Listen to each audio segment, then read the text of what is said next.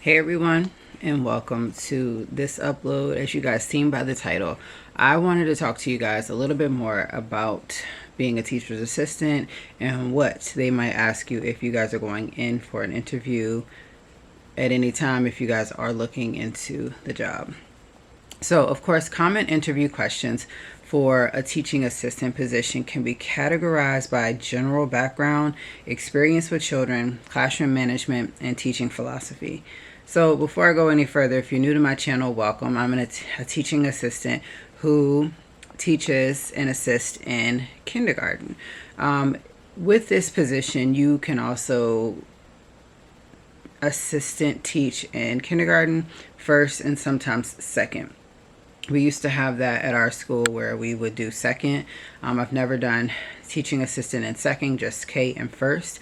But if you're ever looking into trying to become a teacher's assistant, these are the questions that you're going to want to know ahead of time and know how to answer before the interview. So questions that, may explore your motivation, your experience with diverse learners, ability to collaborate, and how you handle challenging situations.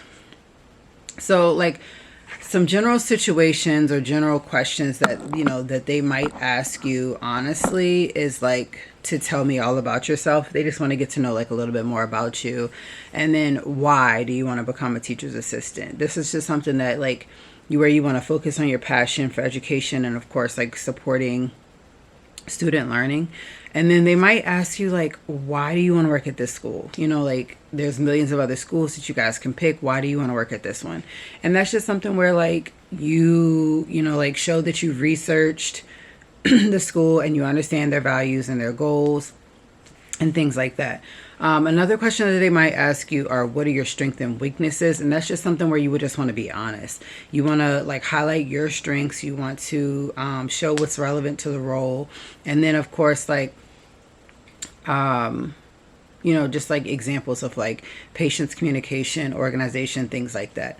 They might also ask you, what are your career goals? And your career goals is just something that you're going to show ambition for. And you're trying to show ambition and a desire to grow within the educational field. And they might ask you, what experiences do you have working with children? That's something where you want to just highlight your relevant work experience with tutoring, or if you've done volunteering or working in childcare, things like that. I will say not all the time do you have to have the experience I'm talking about, but I'm just giving prime examples. So when we talk about experience with children and students, in this they might ask can you describe a work experience where you were working with students with diverse learning needs, because every school might have a diverse learning community. But you also want to be aware that they might ask you how do you support students with special needs or individual education plans, and that's something that you just have to really demonstrate your knowledge on that one.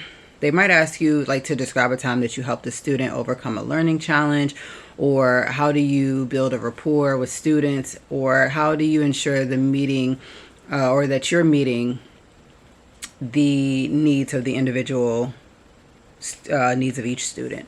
So those are some experiences with children. Now, as far as classroom management, I'm not really understanding why this piece even comes about.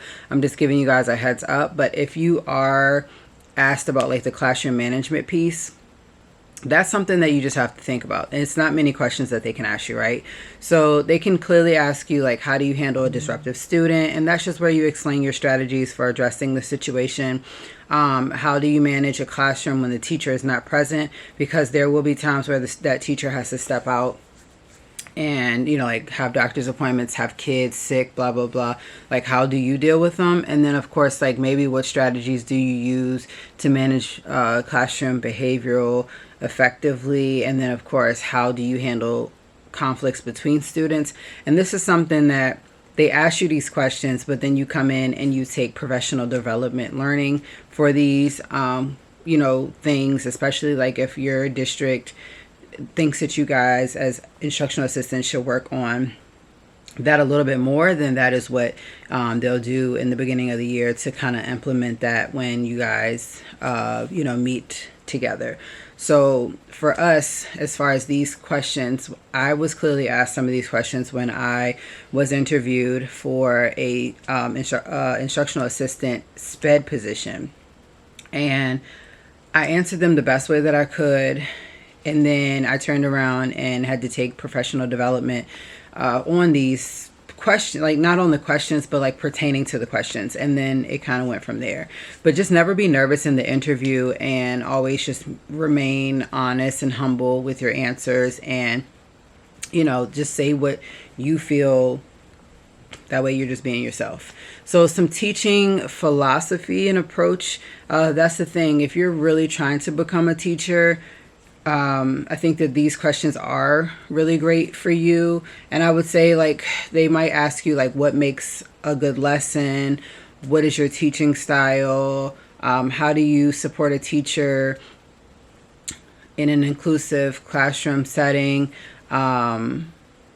How do you, you know, collaborate with other teachers to develop lesson plans? How do you assess student progress and provide feedback?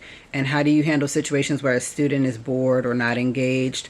Those are definitely questions where, if you've never worked with kids before, just think about it, and just give the answer that you would give if you were in that situation, of what you would do. I think that that'd be great. There are like some additional questions that they might ask, which are very minimal. And that's just something that they need to know, right? So like this question, are you comfortable with working with technology in the classroom? It's just like you're showing your willingness to embrace a technology setting in the education classroom. So if you're not technology savvy, I just would say, like, I'm not, you know, that savvy about it. I don't really know what I'm doing, but I'm willing to learn.